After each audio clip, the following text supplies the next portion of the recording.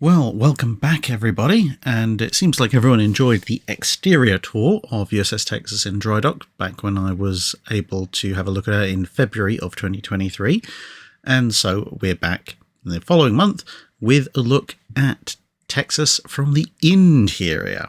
However, before we virtually step aboard, I do need to emphasize a couple of key points. Firstly, the Pantone colour that you're most likely to see for the vast majority of this video is rust. And that's because Texas is very, very rusty inside. However, there are a few important qualifiers that I think I need to make very, very clear before we get into that. The first thing is, a lot of the rust is surface rust. The kind of rust that ate through entire frames and really pitted the hull, etc. Largely, not entirely, but largely was within the torpedo blisters, as we saw last week. So whilst from the outside, especially from a slightly zoomed out camera view, it might all look very much the same, trust me, there is quite a difference. Where the frames were badly eaten within the torpedo blisters, if you tried to take a sandblaster to it, all you'd end up doing is basically turning it into a cloud of dust. Whereas the vast majority, 99.9% of the rust that you're going to see inside, as I said, is basically surface rust, and a good sandblaster or other method of removal down there will pretty much restore it to almost as new condition, with one or two exceptions which we'll note when we get to there. Another thing which I think I definitely need to point out is that, yes, it's reasonable to be slightly angry about the fact that Texas is in the state that she's in. However, that's not the fault of the volunteers, who have been on something of an uphill struggle ever since they started volunteering, however long that has been. It's also not the fault of the Battleship Texas Foundation, the guys who are currently in day-to-day charge of the ship. That's for a couple of very good reasons. Firstly, Battleship Texas Foundation has only had day-to-day operational control of the ship for the past 2 and a bit, coming on 3 years. So there's not really a tremendous amount they could have done before that. And secondly, the Battleship Texas Foundation as a whole, while they have been affiliated and involved with the ship, was only formed in 1998. And if you've seen my original video on USS Texas when she was 104 years old, which predates the Battleship Texas Foundation actually taking over the ship, and predates a lot of other work that's been done on her, you'll note that the vast majority of the problems that Texas has are very long-term issues that were caused way back before I was born. For that matter. We're talking decades ago, and decades ago the ship had been in a fairly neglected state for several decades further back still. And so the guys who are currently in day-to-day charge of the ship, as well as many of the volunteers who have obviously been volunteering aboard the ship considerably longer than just when Battleship Texas Foundation has been in day-to-day control of the vessel, these guys are the guys who have been fighting an incredible uphill struggle to take the ship from the point that she was in to the point that she is in now, which is, apart from anything, able to actually make it to the dry dock to be able to be serviced, refitted, basically, and for us to have this tour. But there are only so many of them, and they have to work with the funding that they've been provided with.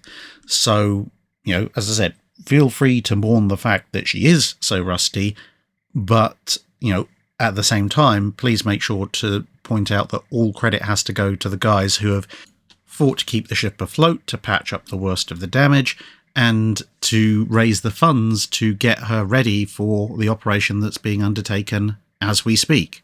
They're the ones responsible for the fact that we even have the ship left. So please bear that in mind going forward. Also, if you'd like to help restore the vessel, some of you mentioned in the previous video you'd love to go, but obviously for distance or economic reasons you may not be able to physically get there, which is entirely understandable. She is obviously in one place in the southern part of the United States. Well, you can still help out. So if you go to the Battleship Texas website, so battleshiptexas.org, which is the website of the Battleship Texas Foundation, you'll find a whole array of things that they sell that you can then obviously buy, and then you have a bit of Texas or something to commemorate Texas by, and the money helps with the restoration work that's going on the ship. So they've got commemorative coins, they've got pins, they've got various bits and pieces that are made out of the decking, the wood of the decking that's being replaced, and they've also got some fancier bits and pieces. So you can get a steel paperweight in the shape of Texas that's made from material that has been removed from the ship, which obviously will have slightly varying thicknesses. And the biggest piece, I think, is a steel plaque, which is made out of a riveted section of the ship. So if you want one of those, you made out of possibly some of the junk steel that was piled on the front of the Drydock that you saw in the last video, that's where to go. Anyway, let's get on with the tour. Starting on the upper deck, as we come aboard amidships, you can see these two massive cranes, which are most commonly used when the ship was in active service to move the boats and so forth around.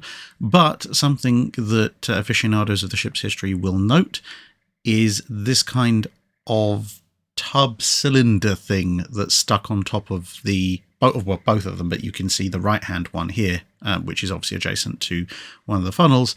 And that, right up there in the top right of our image, is where Texas's first anti-aircraft armament was fitted, and in fact one of the first sets of anti-aircraft guns in the entire fleet. The logic of installing a 3-inch anti-aircraft gun up there was it was relatively high and gave a fairly good field of fire. This was true. Quite how you were supposed to resupply it with ammunition after the ready-use stuff had been used up, that was a slightly different issue. Plus, as you'll see a little bit later on once we're up on the forward superstructure, you're in a rather interesting position vis-a-vis the amidships turret firing and the gun blast involved thereof. And here you can see, looking back, this is the aft superstructure, obviously with her World War II era radar, and turret 3 is the turret that we are directly adjacent to. So that's the amidships turret, or in British parlance, if this was a 13.5-inch gun British Super Dreadnought, would be called Q turret. And one thing that struck me as soon as I stepped on board was just how crowded and cluttered the deck is. She still feels like a massive ship, you know, and she is, but the deck is a lot more cluttered with smaller lower-lying items, which gives it a bit of an interesting feel, because, as I said, on the one hand, you don't have as much open deck space as you do on an Iowa, a South Dakota, or a North Carolina.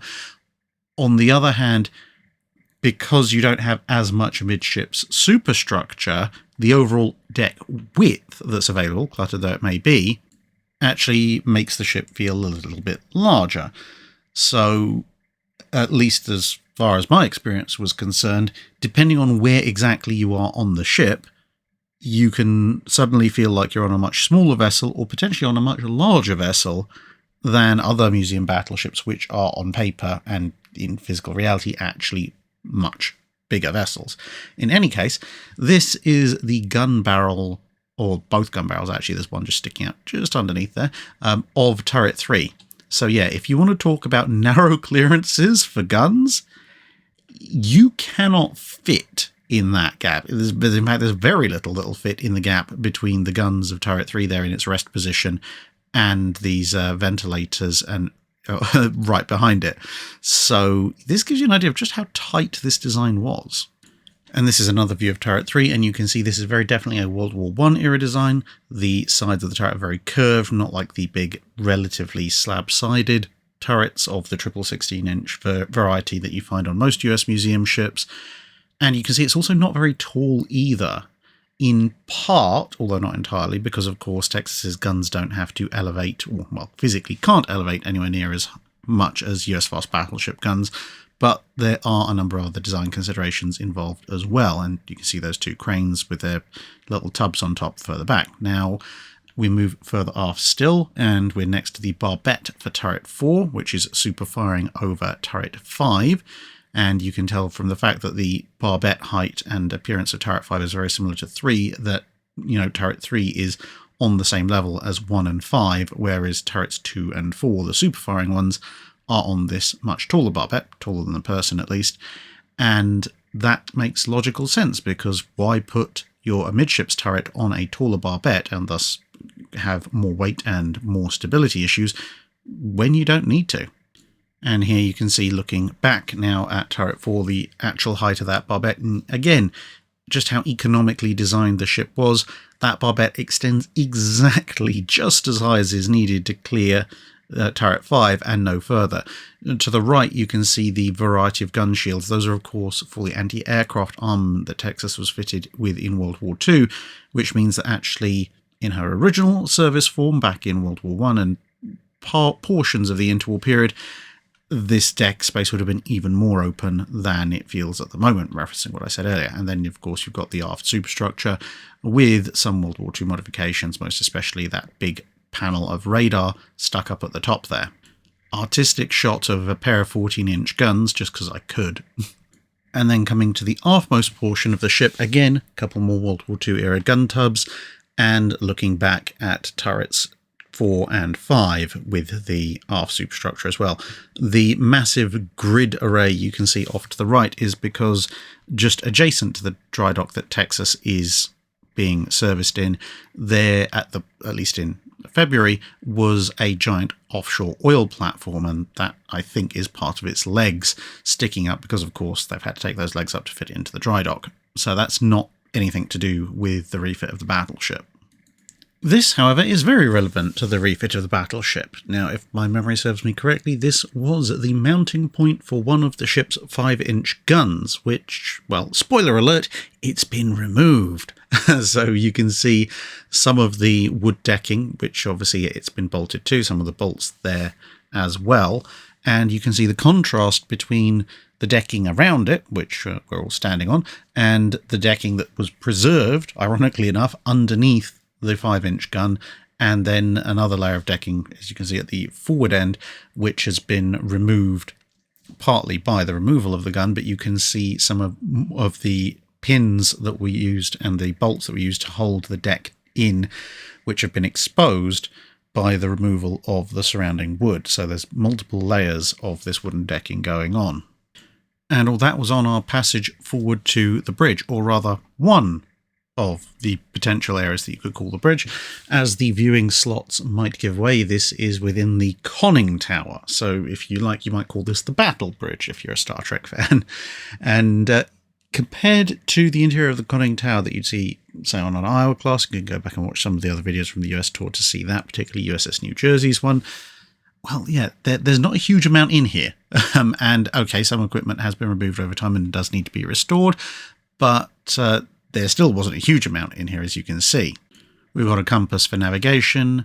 We've got a wheel to steer by. Over there on the right, you can see we've got basically a single self-contained pedestal that tells you everything you need to know about what the engines are doing, and, well, you can then tell them to do other things.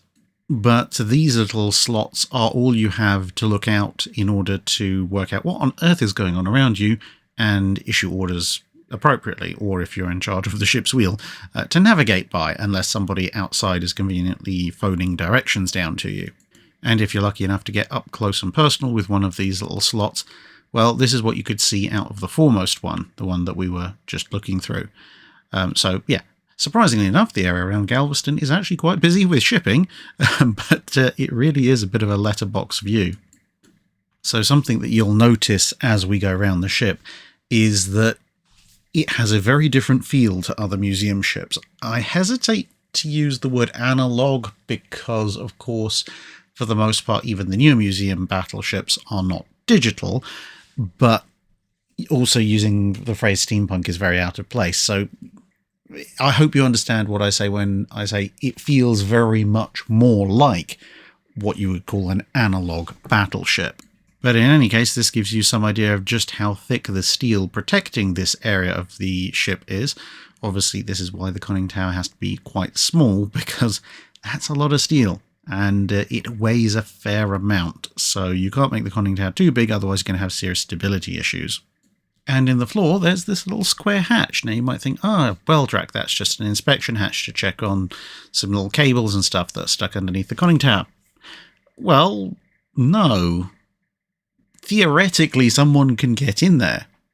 Not entirely sure who, but someone.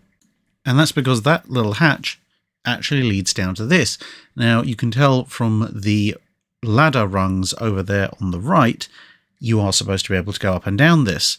Not regularly, but it is a line of communication dash escape, either up or down, depending on which part of the ship has theoretically been hit badly.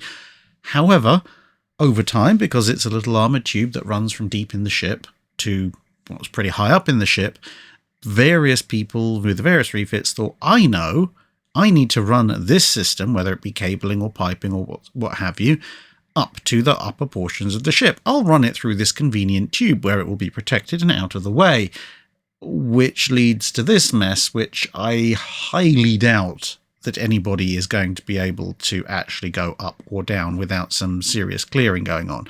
Now, those of you who watched the episode on USS Marblehead will recall that exactly this kind of problem with tubes that were just about accessible being filled up with a bunch of stuff that then made them inaccessible or near enough to was a significant issue with some of the men trying to escape out of the depths of Marblehead. And it's so therefore not a unique situation.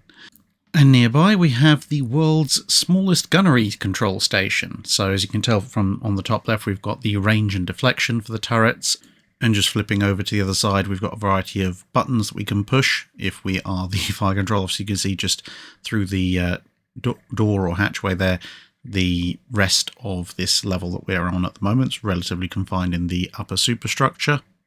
And of course this panel which shows the position of all 5 turrets.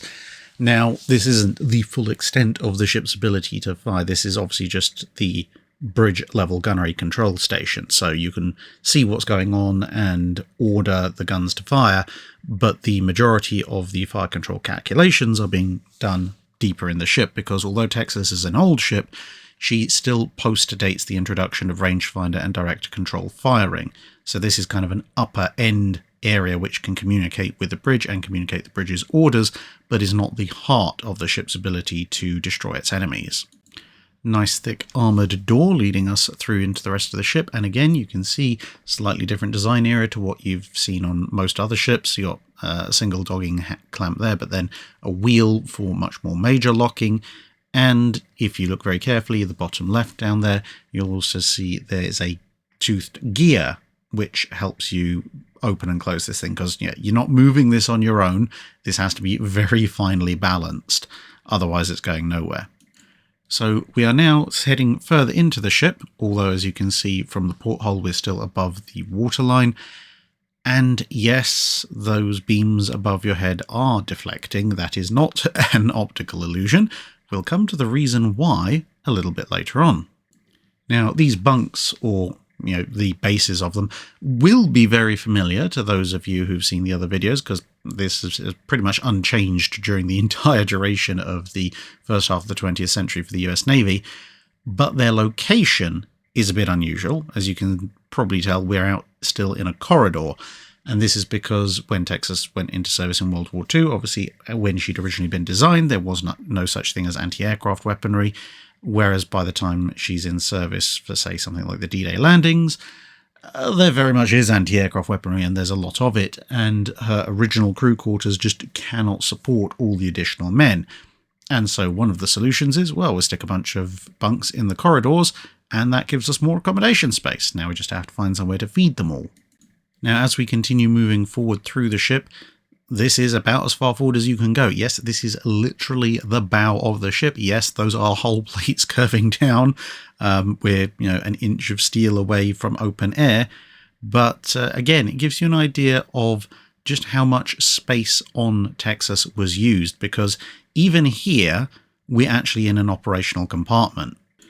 One of the other minor points of interest as we start to head down into the ship is that whereas on other ships that you'll have seen, even when you get away from the areas where they've had to install permanent stair rails for visitors, the more modern ships do have a fair degree of modern stairwells, but even when you get to the point where you have to go vertically down ladders and hatches, there's a fairly standard design hatch, which you'll have seen in various other videos. This, however, again, being an older ship, has a rather different design of hatch. It's a much more square design. It doesn't have a raised lip, although though that kind of hatch is present in some areas elsewhere on the ship. And you have these wonderful just sort of rebar rung ladders, as I like to call them. I know they're not rebar, but I very often saw them made of rebar when I was an engineer, so that's what I just call them as a general nickname. And now, about those slightly warped beams we saw earlier. No, this lock installation is not a piece of modern art, and no, I didn't photograph this at a weird camera angle. That is the current shape of that locker, and no, that door is not going to close. And here's another locker with, well, it's still in shape. Let's just say the bulkhead that it's supposed to be resting on isn't. Now, what's going on? Why is this? Well, here's why. The deck is moving, or more specifically, the deck is rusting. And very specifically, the armor deck is rusting. Now, for most decks of the ship, the deck is rusting as well. Yeah, it's a thing. It might happen in places, but the deck's usually fairly well painted, so it's not too much of a problem. The issue with the armor deck, however, is that, as you'll be aware if you've studied ship armor diagrams in any great detail, the armored plate that makes up the protected portion of the armor deck is not just a single slab of metal that, the top is on one side and the bottom's on the other side, and you can touch both top and bottom sides depending on which deck you're on. You still have your standard deck plating, and then the armor deck is placed either above or below it, usually above it, depending on how the ship is designed. And then you may have some small additional deck plates stuck on top of that, either as supplementary layering or just to even things out. There's a variety of other reasons you might do that. But what you're creating is a laminate. But it's not a laminate that's glued together, it's a laminate that either is just resting on each other or possibly bolted, depending on exactly what era the ship is in. The problem that Texas has is that as the various layers of this lamination on the armor deck level rust occupies more volume than the steel that it originally was, which means it expands, kind of like ice in water. And when it expands, it doesn't have too many places to go. But as with all things, it will take the path of least resistance, and as it turns out, the path of least resistance is, of course, unlaminating and forcing the plates above and below it up or down, as the case may be. And that means putting a massive amount of stress on the bulkheads, and over time, again, reference to the beginning of the video when I mentioned, some of these issues are massively long-term, decades-long issues.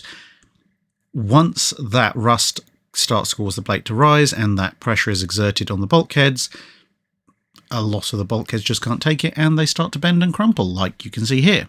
But there is good news, because as bizarre, frankly, as it might appear, and as disastrous as it might sound, and, it's not ideal, the fact is that the bulkheads that are crumpling are fairly standard bulkheads. We're not talking anything significantly structural, at least as far as I'm aware.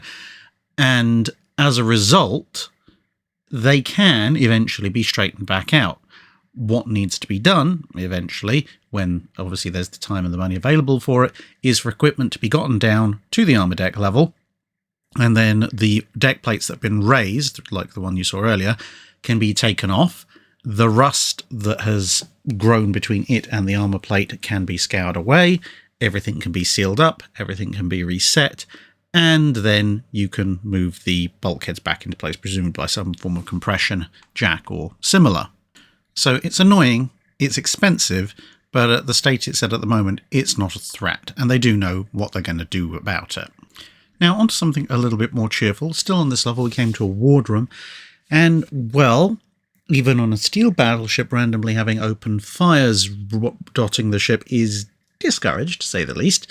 And so this particular set of officers decided, well, if we can't have a real fire, we're going to just paint ourselves a fire to give us a little bit more of that at-home feeling. So they did, and here it is. Now, obviously, some of it has come off with time. Other parts of it, as you can see, have been overpainted by subsequent layers of paint. So they are in the process of trying to restore this little talking point as part of the ongoing project. Now, as we head deeper, even further into the ship, we come across this room. Now, what could this be, you might wonder? There's a couple of fairly big generators or motors there.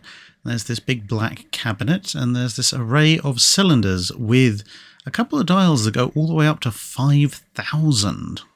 And this is what I mean by analog technology. I absolutely love knife switches and rotary switches like this where you can actually see how everything's working. Now, yeah, I appreciate it's probably horrifically unsafe by modern standards, considering, yes, that's the live conducting surface, but I still absolutely adore this stuff. And it's great seeing a ship that's basically entirely kitted out with it. I mean, one, the copper aesthetic is brilliant. And two, if anything goes wrong, it's pretty easy to see what's gone wrong. I mean, to be fair, if you manage to burn through a knife switch or one of these cables, it usually has glowed bright orange then melted, which is an indication that something has gone horribly wrong, but at least you know, as opposed to having to follow the magical blue smoke smell. Now here's a close-up of some of those cylinders with those dials that I mentioned, so you can still try and guess what is this room for. I know those of you who work on Texas or have been on Texas before and had this explained to them, please don't cheat. Well, I don't know how you can, actually. I suppose you can write it in the comments below, but okay, those of you who don't know, don't look in the comments until you've got to the end of this segment. And here's some more big pressure tanks connected to the area. So, okay, I'll put you out of your misery. As built, of course, being a 1910s era battleship, Texas had torpedoes. Everything you just saw was the pressure accumulator for the torpedo launchers, which were, of course, underwater broadside tubes. And this plate is, if I'm remembering my notes correctly, the last remnant, or one of the last remnants, of that torpedo armament. So the room that this photo was taken in would have been one of the torpedo rooms. It was then, once the torpedo tubes were removed, converted into storage, hence why you can see there's all this shelving built over it now, and the torpedo hatch was closed up. But for a number of different reasons, the actual pressurization section, which is kind of amidships, was left intact. And so that's why that machinery is still there, whilst the torpedo tubes themselves and the torpedoes are not. And you can guess we're now underwater, so of course we come across two things that make you go boom. More precisely, these are of course the passing chutes for the charges for the 14-inch guns, which means we've arrived at the magazines at the base of one of the turrets. And here is the base of one of the turrets. And yes, it's not quite as large a chamber or quite as dramatic a chamber as the one that you'll find on something like an Iowa-class battleship, but nonetheless, this is where the 14-inch ammunition and charges get passed to. And then they go up here on their way up to the turret. And yes, that is one of the doors that the shell or the charge would have to pass through. And, well, we'll have a look at that later on and make a few comments about flash tightness. But nonetheless, moving on. On the right there, we have the tube we just looked up. And directly ahead of us, you can see the rate of passing of the shells can be controlled by this lever here, or more accurately, those up top can ask for shells at a specific rate, and the people down here can acknowledge that. The settings, in case you're wondering, on the left at the 9 o'clock position is hoist, fairly self-explanatory, shells going up.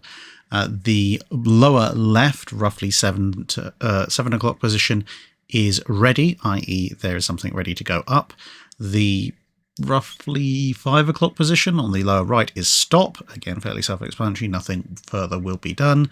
And then at the 3 o'clock position on the right there is lower, so that allows you to send things back to the magazines, most commonly obviously when you are perhaps reloading the ship, but also if you don't need something or you just want to send it back into storage. And yes, via another ladder and another one of these wonderful square openings, you can climb from here all the way up into the turret, which we will do in a bit. But before we go up higher, there's plenty down below the waterline to still be seeing in and around the base of this turret. This is one of the shell rooms, so shells would be stored vertically in this location, so you can see the rails with the various clips allowing you to store the shells in a nice neat row, so they'd all come out this end and be passed through. But of course a 14-inch shell weighs a fair bit, and so above those racks are these rails, and you'll be again familiar with these, usually painted yellow on the Iowa class, which allow you to run chain falls along so you can actually pick up the shell and move it along. Now, whether that's a motorized one or a hand-cranked one, well, Texas has options for both. And that allows the shells to be moved via the interlinked rail system, as you can see, round to the various hoists, obviously 2 per turret, and there is one of the base platforms of the turret with the rails running around it. And of course, it's all interchangeable, because not only do shells coming out of a given magazine need to go to, or shell room to be more accurate, need to go to one of 2 potential hoists for this turret, but also shells may be needed to be transported to other guns or potentially even to other magazines. And so you have this whole interlinking network above your heads, which can be reconfigured to allow transport as needed.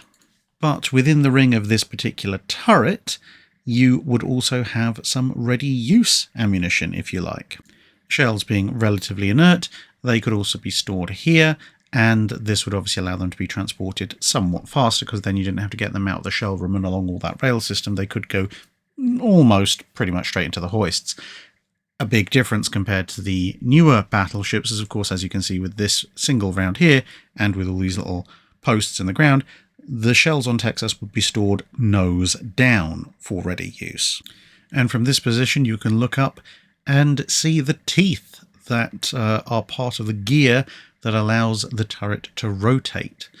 So, yeah, they are still there. They still have a bit of grease on them. I have no idea whether or not the turrets can still be rotated, but I suspect, given the condition they've been kept in, it wouldn't be too much of a stretch to say that either it can be or it could be very quickly restored to being operational. And on the side of the revolving cylinder, you can see the teeth are still up there behind it. And actually, in this angle, you can also see the gear that meshes with the teeth of the turret itself. But closer to us and in focus is a little stopper switch. You can just see the little plunger in the middle there. And that means that as the turret rotates, eventually it will run into something that will depress that switch, and that stops you swinging the turret into things you don't necessarily want to. So, for example, the barbette of the super firing turret behind it, if you're talking about turret 1 or turret 5, or the superstructure if you're talking about the super firing turrets, turrets 2 and 4, or the general superstructure and the funnels if you're talking about turret 3. And here's a slightly better shot looking up said hoist. And you can see here on the chains, you have these anchor points which would then hook or latch into the shells, and up they go.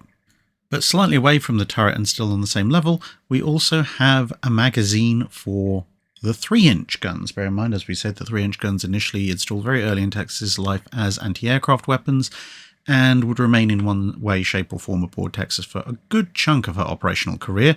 These are, of course, all the charge cases for the ship. Well, for this particular gun, at least. And next to it is one of the actual lifts. Now, there are obviously several of these to take 3-inch ammunition up top, but this one actually works.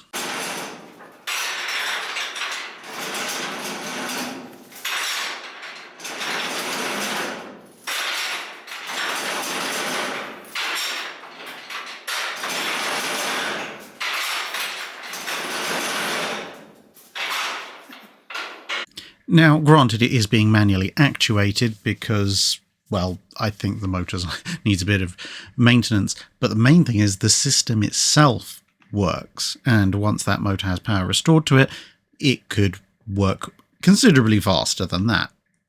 And that's the control panel that you would eventually use. Again, lovely big mechanical thing with big dial hands. And since the 3-inch uses separate ammunition, here's a pile of the shells for the 3-inch guns.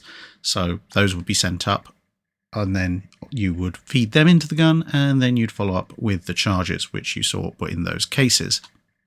And also on this level, we actually arrive down in something you might guess from this little device, which you'll have seen a twin of up near the conning tower. This is, in fact, fire control for USS Texas, with range and direction on this little indicator, and an array of World War I and World War II era equipment in and around the place. The plywood is, of course, something of a later addition. This area was having work done to it at the time, so you can see one of the hatch covers is up. That's a fairly small hatch, but you could go down there if you wanted to. And this, of course, is the old radar indicator. And off in a corner, panels very similar to what you might see on some of the newer ships, where you have a bunch of dials on one side controlling various things and a ton of wires all behind it, which is where I've snuck. But as you can see, we get to deal with all those wonderful copper knife switches instead of bakelite dials. And of course, part of the charm is how things have kind of a little bit been jury-rigged when this was all being installed. For example, you can see along the top here, those 4 red buttons, one is for each turret, so turrets 1 through 4, and then someone's had to quite obviously add another separate button as part of the array for turret 5. And then down here on this control panel directly underneath it, you have turrets 1 through 4 on the left, then turret 5, then plot 6, and then they've got a 7th button and then an 8th, which is just kind of vanished. Now, whilst this might all look a little bit chaotic, and as I said, there are a few elements that are missing that they need to find and get back and put back into this place, they do know exactly what is supposed to go where, as this rather handy diagram shows. So again, although this feels very World War I, apart from the radar bit, this is in fact a fully operational fire control system, which was obviously installed into Texas during the Second World War, or upgraded, I should say, be more accurate.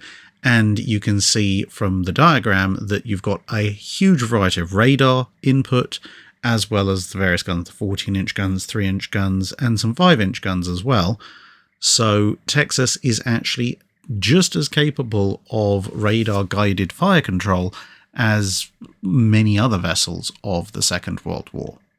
And nearby the fire control room is a power control and distribution room, which means, of course, more knife switches. Seriously, guys, of USS Texas, if at any point you find yourself getting rid of any knife switches, I don't know why you would, they're absolutely awesome things, but if you do, let me know. I can find a good home for them. I mean, apart from anything, just look at the sheer size and physicality of them. I would just love to be able to walk in and light up the house, just going, "Pull the lever, Mrs. Drac." At which point, obviously, a trapdoor would open up and dump me into a crocodile-infested lake, which would allow me to scream, "Wrong lever!" as I disappear. And some more wonderful examples of that awesome World War I era equipment, in this case, controlling elements of the guns firing. And yes, those are some mighty big fuses there. Staying deep in the ship, we move further aft and we come to one of the ship's boiler rooms. Now, this is not the original boiler or one of the original boilers that went in with the ship, because of course, as we know, Texas was refitted during the interwar period, which changed her from a coal-fired ship to an oil-fired ship. So instead of big grates you can shovel coal into, you get this, which is recognisably the predecessor of the oil-fired boilers that you'd find on later US ships. And if you can stick your head inside, or in more sensible terms, a camera, you can see what the interior of one of the boilers looked like, with some fairly well-used fire bricks there at the back, and an awful lot of tubes above. And of course the boiler room's connected to the engine room, and that's where this rather wonderful collection of pipes leads us eventually. Past another boiler with a little bit more rust on it, but decidedly more in terms of its oil feed lines still connected, so you can't see in this one, but it gives you an idea of what's going on. Someone's rather handily and confusingly labelled this either 3, 4 or 5, as you can see there. And now we're entering the engine room proper. As you can see, there are many dials and levers and an RPM counter. And even better, the majority of the dials are in brass, which is fantastic. And here are the engines. Well, Drac, what on earth are you on about, I hear you say? Yeah, believe it or not, unlike later ships where you have the turbines where you can, okay, maybe not, they can encompass them with a hand, but you can stand next to them and go, "This is the turbine," fit it all in one shot. This is one of Texas's mighty vertical triple expansion engines, or rather, this is part of it. There's this longitudinal bulkhead which actually has a compartment running through it, just to our left, but this is part of the base of a single massive vertical triple expansion engine, of which, of course, there are 2 aboard USS Texas, and although this overall compartment is very large to fit this monstrous piece of machinery, there is no single place where you can stand and actually see and appreciate the whole engine, unless you're right back in a corner using your eyes, which of course have a much wider angle than your average camera lens. So unfortunately, you're going to have to put up with a number of shots of specific elements of it, as I try to imbibe unto the the true majesty of a full-scale late period VTE system. So here we go, looking through it, and yes, this is all engine, various bits and pieces of it. The business end of one of the pistons driving the propeller shaft, and another one further along, again set in slightly out of oscillation so that you don't end up with overpower or underpower on any particular rotation. You just keep a continuous motion going.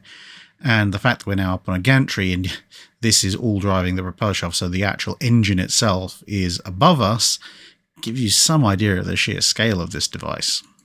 But that, of course, takes us back past this early relative of R2-D2 through that particular doorway just to the right. And yes, that is the lower part of the hull curving and rising beneath us. And here on the right-hand side of the picture is Texas's propeller shaft, or rather, one of the two. This is the starboard shaft, and we're going to follow it as we head to the point where the hull actually begins to run out on us. So you'll remember we pointed out in the last video we did on Texas where the propeller shafts were and where they'd been blanked off. Well, this is the inner portion of that. Obviously, this isn't the outer hull skin. This is the final bulkhead. But they've blanked it off and detached the propeller shaft. And just to the right there, with the empty bolt holes, that is the end of the propeller shaft as it now stands. So if you go all the way to the end of the shaft alley, then you get this view, which confirms, of course, that the interior of a propeller shaft is in fact hollow. It is a tube as opposed to a cylinder. Now, in a rather amusing incident, just off of the main engine room, it was this auxiliary plant room, which, to be perfectly fair, I don't know exactly what it was, but it's some form of auxiliary machinery. But one of the fun things about it is that, well, there's a hole in the side. This is one of those holes that you saw cut into the side of the ship from outside, which afforded us a great view of the outside, well, the inside of the dry dock, but the outside of the ship, which of course promptly meant that when the next dry dock tour party showed up and were being shown the outside of the ship by their guide, we promptly had to yell at them from here, which confused them greatly because they heard voices echoing around the dry dock and had no idea where they were coming from until someone eventually looked up and spotted one of the crew's faces sticking out of this hole. And this, incidentally, looking out of that hole, shows you just how close you are to the outside. We already saw that in the last video when I showed you what it's like sticking your head up into the ship from the dry dock. Well, this is now sticking your head pretty much out into the dry dock from inside the ship. So every single inch of volume inside Texas is in use. Now, having retraced our steps, we then climbed the ladder you saw earlier at the foot of one of the turrets, and we're working our way up through said turret. Obviously, I can't climb one of those narrow ladders and take photos at the same time. So here we are near the top of that shaft. Now, here are those hatches we spotted earlier. Now, in terms of flash tightness, bearing in mind this is a ammunition hoist, can you spot the major flaw? Yeah, apparently the idea of let's run chains through it, which, okay, is necessary to pull the thing up, results in, well, something you could actually put your foot through and break an ankle in, let alone let flash through. But, oh well, I guess it'll stop some of it. But here is how a 14-inch shell would arrive further up the system. Obviously, as we said before, nose down with its lovely driving band showing. It then needs to be moved across for its final elevation up into the turret. So let's continue on up. And that brings us up into this rather claustrophobic working chamber. This is a very low-ceilinged area right beneath the gun house itself. So, this is all technically part of the turret, but the gun house, the bit that we think of, this is where the guns are, this is where everything gets loaded and fired.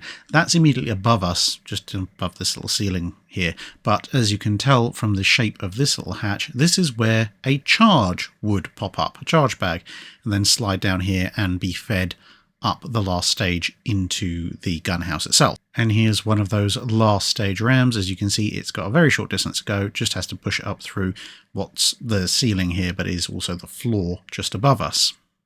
And this gives you some idea of what you're dealing with. So yeah, this is a very, very small confined space, not somewhere for the faint of heart or the claustrophobic. Fortunately, these are not issues I suffer with, and we're not any great height, so vertigo doesn't come into play. But pop your head up through another hatch and you get to this bit. Now we're in the gun house proper, or well, this is, I believe, the left-hand gun. And, well, yes, that's the gun above you. Yes, that's the giant screw thread that allows the gun to elevate or depress. And yes, believe it or not, although the gun breech is kind of above us out of shot of this picture, underneath the gun, forward on the gun turret, you can see it down there, is stations for men. So on Texas, part of the gun crew are actually sitting bodily underneath the gun barrel as it fires. So let's go forward and take a look at what they have to experience. So here's some of the controls. There are in fact seats for 2 people, separated by this beam overhead, as you can see. And, well, let's just say I would not want to be stationed here, of all places. There's plenty of nice little labels and everything, and you can use this to slew the gun around in kind of a direct control mode. But good grief, I mean, getting in that space is difficult enough. Having to sit in what is a very confined, very warm environment, even without the guns firing, and then having the gun literally firing directly over your head, cannot have been pleasant. I don't envy them at all. Especially considering that once the gun elevates to any significant degree, your way in and out is pretty much cut off. But, well, someone had to do it. Well, multiple someones, because bear in mind, this is 2 seats for 1 gun, so there's 4 seats per turret, and there's 5 turrets, so 20 men at least had to be doing this. Good luck to them. Now, crawling our way back under, we come to, well, the back end of one of the guns. We're in turret 5, in case anyone is wondering, and you can see a rather nice view here of the interrupted screw breech. And then looking down the interior of the barrel of the gun. And as you can tell from all the accumulation of debris at the bottom, at some point in the distant past, the gun did not have a tampion, or tompion, depending on how you pronounce it, inserted into the front of the barrel, which meant that all sorts of interesting things came and left this rather wonderful trail of what appeared to be mostly bones and other debris coming down the gun. Now, importantly to note, this gun is elevated at 5 degrees. Which means this rather heavy, several thousand-pound interrupted screw breech block, which is basically a solid lump of metal, naturally hangs open because this is the lowest point of its arc or sweep. But after a quick bit of inspection, we figured out that there's technically nothing wrong with it. Again, as I mentioned before, there looks like there's a lot of rust, but it is very, very surface rust. And this breech block is very, very well balanced, as are so many other things, which means that one person can actually swing this thing closed. It'll swing open naturally on its own, at least at this angle due to gravity. So having worked this out, both myself and Travis took turns at trying to get the breech block to actually shut, because there's a locking mechanism which would lock the breech block shut if we both close it and manage to engage the interrupted screws deep enough.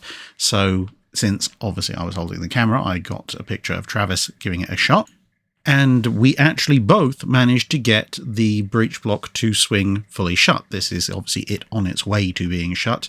Unfortunately, the interior of the turret's very dark, so when I try to take pictures, you have to give it a split second or two for the flash to power up, and so I didn't get a chance to get a picture of it with the breech block fully locked and shut, or rather, I should say, partially shut, because it turns out, you know, all the debris and bones at the bottom, we hadn't cleared those out, so we couldn't actually turn the interrupted screw deep enough for it to engage, because it got blocked by all the debris, at which point, having given a lot of inertia to this, as I said, over 1,000 pounds worth of solid metal that we'd been swinging upwards against the 5-degree angle of the gun to get it closed, well, gravity reasserted itself, and you have to make a sharpish movement out of the way. I mean, to be fair, it's not actually that dangerous. Yes, gravity will make sure that this thing inevitably and inexorably returns to its natural rest position, but you're not in any real danger other than of just being shoved out of the way by the handle that you just were pushing,